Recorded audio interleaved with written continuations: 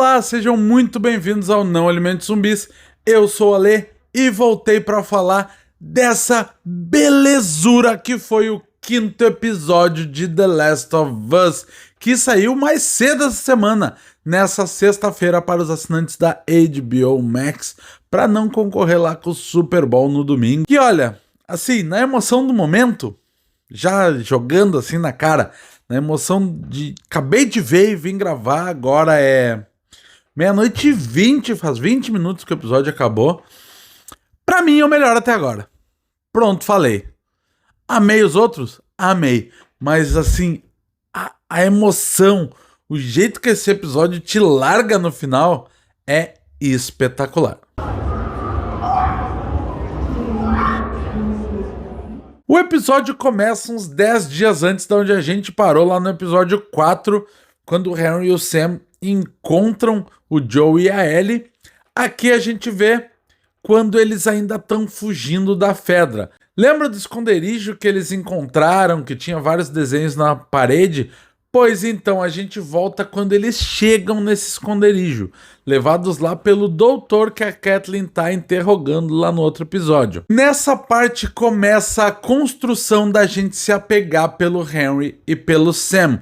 Principalmente, ele vai construindo a relação dos dois irmãos. Depois a gente descobre que o Henry tava vendo a cena onde o Joe mata aqueles caras que fizeram a emboscada pra eles, e aí ele decide perseguir eles pra saber onde é que eles estão indo, porque o Henry sabe como sair da cidade, mas ele percebe que o Joe é que tem as manhas, o Joe que tem as skills pra fazer com que eles saiam dali em segurança, caso alguma adversidade apareça. Um pouco antes do episódio nos levar até o encontro do Henry com o Joe de novo, a gente acaba vendo um pouquinho mais da Kathleen, principalmente dos diálogos dela ali com o Perry. E de novo reforça que ela tá atrás do Henry, porque o Henry entregou o irmão dela pra Fedra e ele acabou sendo morto por causa disso. E aí o episódio começa a dar aquelas pinceladas no que ele quer nos contar, mostrando que esse grupo, o povo, ou fazendo uma analogia com os games,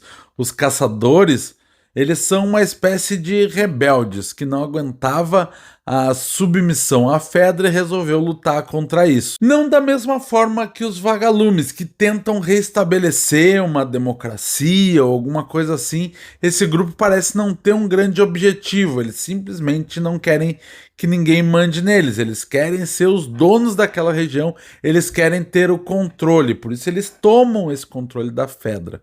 E fazendo um contexto nisso tudo, Henry acaba contando pro Joe mais pra frente também que o irmão dela era um grande homem, era um cara que ajudava o povo, era um cara bom, digamos assim, né, para aquelas pessoas, e o Henry acabou entregando ele pra Fedra para, obviamente, sobreviver, para obter vantagens, principalmente para proteger o seu pequeno irmão Sam. Aqui que entra no que eu acho que esse episódio é tão fantástico.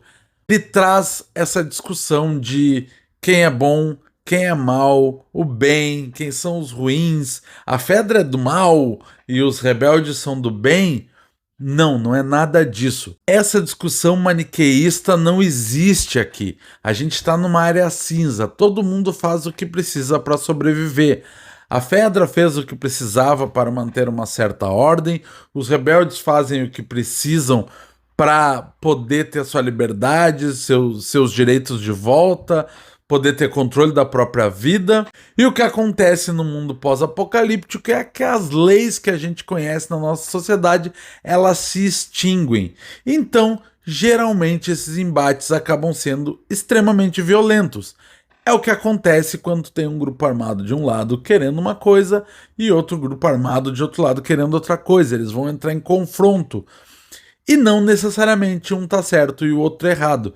Eu acho que é isso que esse episódio é tão bom em discutir. Tanto que a gente vê numa fala do Perry pra Kathleen que, por mais que o irmão dela fosse um cara muito bom, foi ela que conseguiu libertar o seu povo, foi ela que acabou com o controle da Fedra. Então, por mais que os meios que ela usou para conseguir tudo isso não fossem aprovados pelo próprio irmão, ela tem o respeito dos seus pares, principalmente desses que estão mais próximos, como o Perry. E aí, quando a gente volta para o centro do nosso episódio com o Henry e com o Joe, a gente continua nessa discussão, porque o Henry conta para ele que ele era um colaborador, pessoas escolhidas para Fedra para viver entre o povo e que seriam verdadeiros delatores.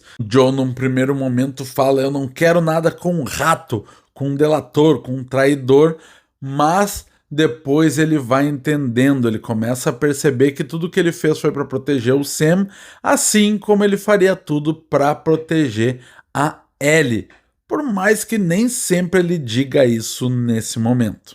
Mas que mais pra frente na história provavelmente a gente vai ver na série, porque a gente vê no jogo, isso é a base de The Last of Us. Como o Joe começa a criar esse sentimento com a Ellie de proteção a ponto de fazer qualquer coisa para proteger ela, independente de ser o que ela quer, independente de ser o que é certo ou o que é errado. O que importa é sobreviver e defender aqueles que você ama. A gente viu muito isso no outro episódio da boca do Bill e do Frank. E fazendo aquela relação com o jogo e com a série que a gente sempre faz por aqui, na série a gente vê muito mais contexto para a relação do Henry e com o Sam. Se o que acontece com eles no jogo já é bem pesado, a série consegue tornar isso muito maior, ao nos mostrar essa relação entre os dois, e a relação deles com o Joe e com a Ellie também é bem diferente. No jogo, o Henry e o Sam acabam deixando a Ellie e o Joe para trás para se salvarem, acabam se reencontrando depois, até o fatídico final.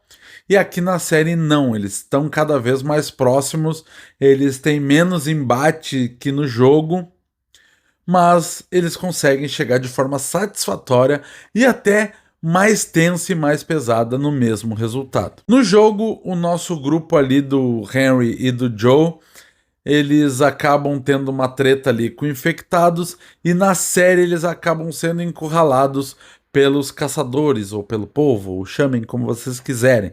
Quando o embate tá para acontecer entre eles, a gente vê mais uma daquelas coisinhas que o episódio anterior deixou. Lembra que o chão tremeu no outro episódio? Tinha alguma coisa muito forte ali, e a gente comentou que ia ser o Baiacu. Pois então, era muito mais que isso. A série mostra outra coisa que eu achei bem legal. Como as pessoas, no momento que teve o Outbreak Day, que começou toda a infecção, toda a pandemia, elas se mudaram para o subterrâneo e construíram verdadeiras cidades. Tinham escolas, tinham um lugar onde eles jogavam bola. E como eles estão fugindo por túneis dessa cidade, eles acabam se deparando com esse local. Só que essa galera que ficou no subterrâneo ficou por tanto tempo lá que acabou se infectando, e começam a aparecer aquelas fases da infecção que depende de mais tempo para aparecer. Então, amigo, quando o negócio estoura, é uma quantidade de infectado que vem, é corredor, é instalador pra caramba, coisa que dificilmente a gente vê no jogo, tanto um ataque tão grande assim de infectados. E além de tudo isso, a gente vê o primeiro Baiacu e ele tá lindo. Para quem tava reclamando que não tinha ação, que não tinha infectado na série, é um prato cheio, porque tem morte de tudo que é jeito, de um monte de infectado atacando uma pessoa, do Baiacu estraçalhando os outros. Eu confesso que eu queria ter visto o Baiacu tirando aqueles negocinhos de esporos que ele joga, assim, tipo umas bombas, mas talvez não tenha usado porque a gente não tem o rolê dos esporos na série. Mas realmente ele é muito forte, ele corre do mesmo jeito. Para quem jogou o jogo, é um prato cheio. Até que a gente chega na fatídica cena no final. E de novo, falando com quem já jogou, vocês sabem do que eu tô dizendo: a grande morte. A gente já tinha visto algumas mortes bem pesadas, a história do Bill e Frank é bem doída, a morte da Tess é bem impactante, mas eu acho que uma das mais pesadas no jogo é a do Henry e do Sam. E assim, para você que não jogou, é exatamente igual. A Ellie e o Sam estão no quarto, ele nessa confusão com os infectados acabou sendo mordido na perna.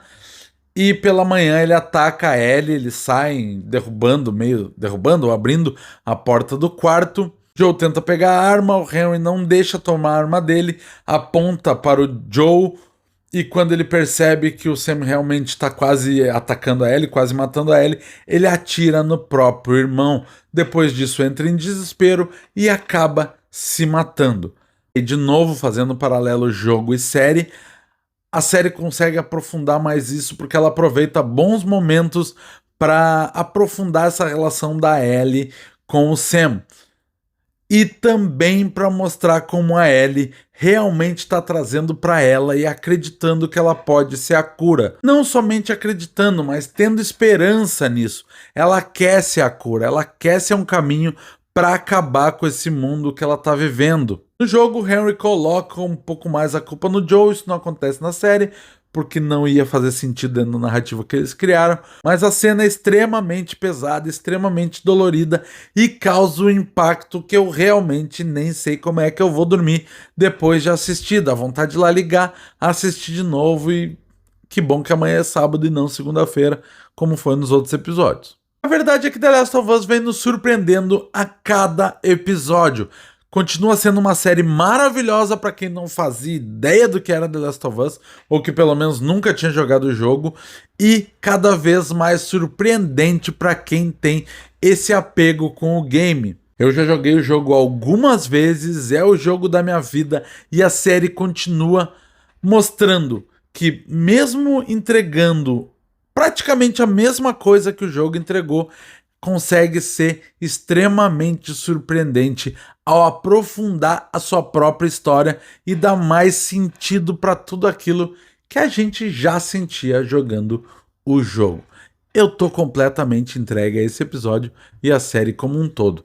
Agora você me conta aqui também o que acharam desse episódio e a gente se vê agora só lá no próximo domingo. Lá no domingo de carnaval estaremos com confetes, festas, desfiles. Mentira, estaremos vendo The Last of Us na TV porque sim. Tchau, tchau.